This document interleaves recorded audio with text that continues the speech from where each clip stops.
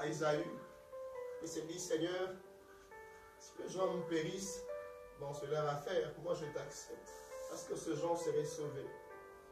Peut-être ce jour-là, quand il devait parler à Samuel, il n'a pas dit, Samuel, tu seras un homme dont aucune parole ne tombera à terre. Ha! Ce jour-là, Dieu n'a pas dit ces choses quand il se révéla à Samuel. Mais demain, Samuel était devenu cette personne. Et pour découvrir ce que l'on va devenir vraiment, c'est quand Dieu dit viens et que je dis j'avance, Seigneur. Amen. Je dis que j'avance, Seigneur. Il a dit à Abraham, Abraham, offre-moi ton fils. Sacrifie-moi ton fils. Ah, quelle douleur, quelle tristesse dans l'âme. L'unique que tu m'as donné. Le Seigneur dit, Abraham, sacrifie-moi ton fils.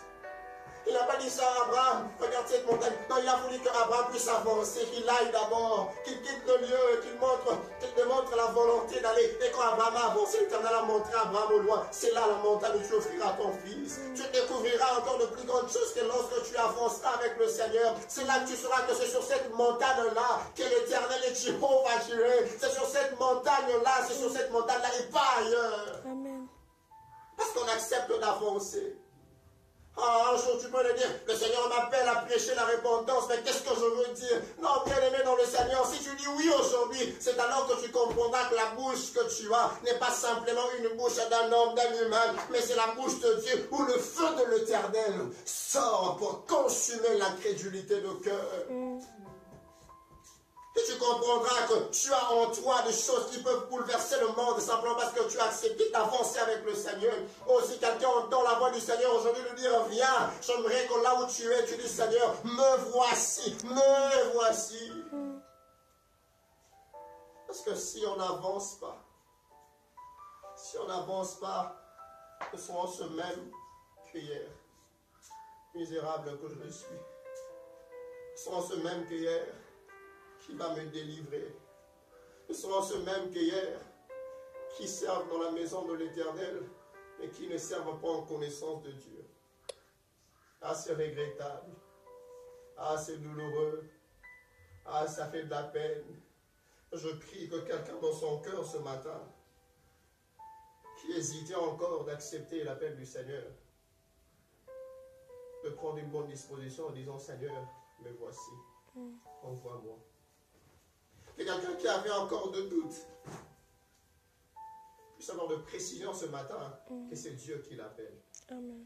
Alléluia. Amen. Alors ça ne viendra pas toujours par une vision de ton esprit. Peut-être c'est en regardant simplement à Goliath qui est là que tu comprendras que l'Éternel t'appelle. C'est peut-être en regardant simplement à Goliath que tu vas te rendre compte que l'Éternel dit avance. Parce que là, ce n'était pas la vision de l'esprit de David.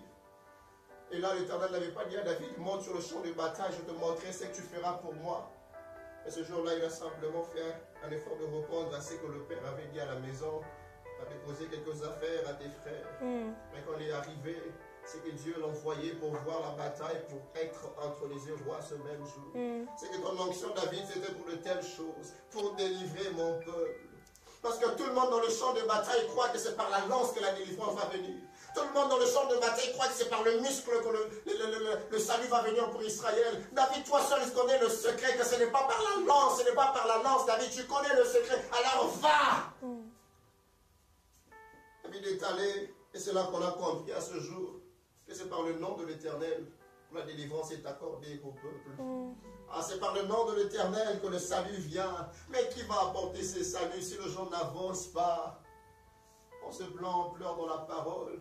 Comment les gens croiront-ils? Non, comment les gens invoqueront-ils Dieu s'ils ne croient pas? Comment ils vont croire si on ne leur annonce pas ces choses? Comment on va leur annoncer s'il n'y a pas de gens qui sont envoyés, appelés de Dieu pour annoncer ces choses?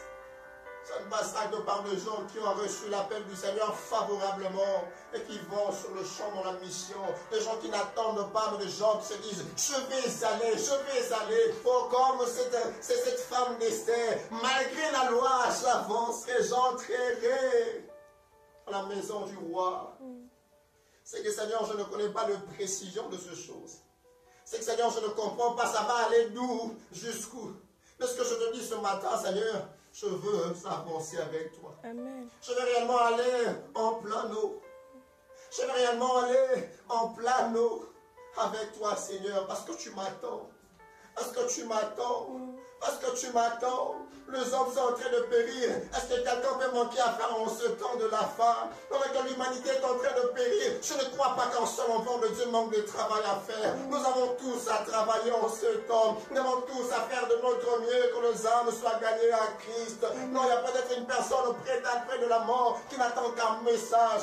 Je lis un livre, on disait, il y avait un grand mineur qui a un temps, il voulait mourir. On a simplement lu au devant de lui ce passage de Jean 3,16. Il dit, est-ce que c'est pour moi aussi ce verset? On dit, c'est pour toi. Il a dit, je suis devenu enfant de Dieu. Il n'a pas cru parce qu'on a longtemps fait je ne sais quoi, parce qu'on a pris le temps simplement de lire la Bible devant de cet homme.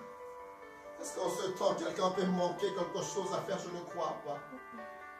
Est-ce qu'en ce temps, on doit encore dire aux chrétiens, l'Éternel t'a appelé à témoigner de lui à travers le monde? Je ne pense pas. Je ne pense pas qu'on a encore bousculé quelqu'un. Qu'on a encore dit à quelqu'un, lève-toi et prie. Qu'on a encore dit à quelqu'un, tu vas être réveillé, le Seigneur revient bientôt. Non, je ne pense pas. Parce que tout le monde doit savoir, quand il lit le temps, il se dit, certainement le maître de la maison est déjà à la porte. Bientôt il entrera. Est-ce que quand il entrera, je partirai? Est-ce que quand il entrera, il me trouvera faisant ce qu'il m'a demandé de faire? Il nous a laissés tous, chacun selon sa capacité, mais avec quelque chose. Il nous a pris tous. Nous n'avons pas, nous tous, le même niveau, par exemple, pour essayer de convaincre quelqu'un. Mais nous avons tous quelque chose qui peut faire que quelqu'un puisse être convaincu. C'est que moi, je peux convaincre par la parole, mais toi, tu peux simplement convaincre par ta manière d'appliquer ces choses que nous enseignons. C'est que toi, tu peux peut-être appliquer par ta gentillesse que Dieu a mis en abondance en toi. Mais seulement quand Dieu dit, viens, qu'est-ce que tu fais, bien-aimé dans le Seigneur? N'attriste pas ton Dieu, n'attriste pas le roi de rois. Lève-toi, prends tes armes, avance. Avance. Ce n'est pas en tenant ton arme que tu es un homme de guerre, non. C'est en prenant ton arme et aller dans le champ de bataille. Ne reste pas dans le bureau en train seulement d'attendre de nouvelles. Non, moi j'aime recevoir de nouvelles et transmettre. Non, parce que toi tu aimes, c'est que Dieu aime. Abraham, peut-être tu aimes la maison de ton père, mais moi je veux que tu quittes la maison de ton père. Abraham, je veux que tu ailles ailleurs. Est-ce que tu peux aller ailleurs avec Dieu? Est-ce que tu peux aller jusque là où il t'attend, bien-aimé dans le Seigneur? Avance, avance, avance. N'y sois pas vivant pour rien, s'il te plaît. Ne sois pas vivant pour rien. Ne sois pas vivant pour rien. Ces choses, c'est la vie que nous transmettons. C'est à cause de ces choses que nos gens demain verront Dieu dans sa gloire. C'est à cause de ces choses que nous-mêmes demain, nous serons rassasiés de mets de la table du roi. Ah, il y a un vin qui nous attend là-haut, qu'on ne pourra prendre que si nous avons accès de l'autre côté. Mais comment y accéder si on n'avance pas? Comment y accéder si on n'avance pas? Qu'aujourd'hui quelqu'un prenne la décision dans son cœur. C'est comme un appel encore que le Seigneur nous lance à nous tous. Aujourd'hui, il dit par le Saint-Esprit, si tu entends ma voix, n'endurcis pas ton cœur. Endurcir le cœur, ce n'est pas seulement parce qu'on n'a pas encore reçu le Seigneur, mais c'est aussi à ce moment, on ne veut pas avancer avec le Seigneur. À que quelqu'un avance ce matin. Il y a des gens qui endurcissent encore le cœur, qui doutent encore à aujourd'hui. Qui doutent encore à aujourd'hui. Non, avec le peu que nous avons déjà reçu, on peut déjà faire quelque chose. Avec le peu que nous connaissons en Christ, on peut déjà faire quelque chose. On peut déjà faire quelque chose. On n'a pas besoin de toujours assez trop. Et assez viendra si on avance. Si on avance. Je me disais un jour, est-ce que je peux dire des choses en ma parole comme Élie avait dit?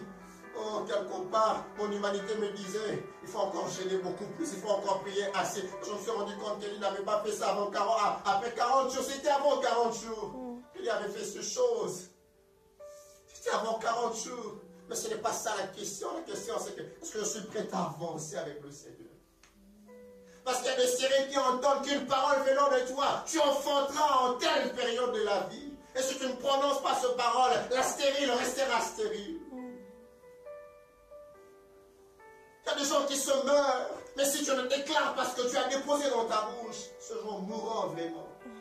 Est-ce que quelqu'un peut laisser sa bouche être utilisée par Dieu? Est-ce que quelqu'un peut prendre ses doigts et faire de ça quelque chose d'essentiel pour son Dieu? Est-ce que quelqu'un peut prendre sa belle voix pour faire de ça quelque chose d'essentiel pour Dieu? Dans un livre que j'ai écrit, mais pas encore publié, j'ai dit une chose quelque part, c'est que tout ce que nous sommes, nous devons penser à une chose, c'est pour le maître que nous sommes, c'est que nous sommes. Je suis beau, c'est pour le maître que je suis beau. Je suis éloquent, c'est pour le maître que je suis éloquent. Je suis intelligent, c'est pour le maître que je suis intelligent. C'est qu'à un moment donné, je dois comprendre que Dieu m'appelle et je dis, Seigneur, me voici, envoie-moi, Seigneur. Ce n'est pas où tu vas m'envoyer, non, envoie-moi, Seigneur. Seigneur, est-ce que j'aime aussi que non, Seigneur, ce n'est pas ça le problème. Bien aimé, envoie-moi, c'est ça ce qu'il faut faire. Oh, je ne sais pas où je vais. Je ne sais pas qu'est-ce que ça va m'écouter sur mon chemin. Mais parce que je dois arriver jusqu'au bout, je me décide d'avancer. Je me décide d'avancer. Je peux perdre mes biens en chemin. Mais tant qu'il faudra que je passe que par ce même chemin, je vais avancer. Je passerai, Seigneur, avec toi. Et je vais y arriver. Amen. Je vais y arriver. Ah, peut-être si on avait dit au disciple, il y aurait la tempête au milieu du fleuve, il ne serait pas allé. Non, au milieu de la mer, il y aura de la tempête. Oh Seigneur, toi, enfin, nous t'attendons ici du reste, c'est seulement pour le fou des Gadara. Fais vite et reviens-nous. Ce n'est pas ça. Seigneur, tu as prévu de tempête dans cette marche. Alors aujourd'hui, je te dis, allons quand même ensemble. Si je serais noyé, que je sois noyé avec toi. Du reste, je sais que je ne serai pas seul. Même dans mon tombeau, je me fondrai avec Christ. Et si Christ de son nom est remonté, je remonterai avec le Christ. Amen. Oh bien-aimé, avance.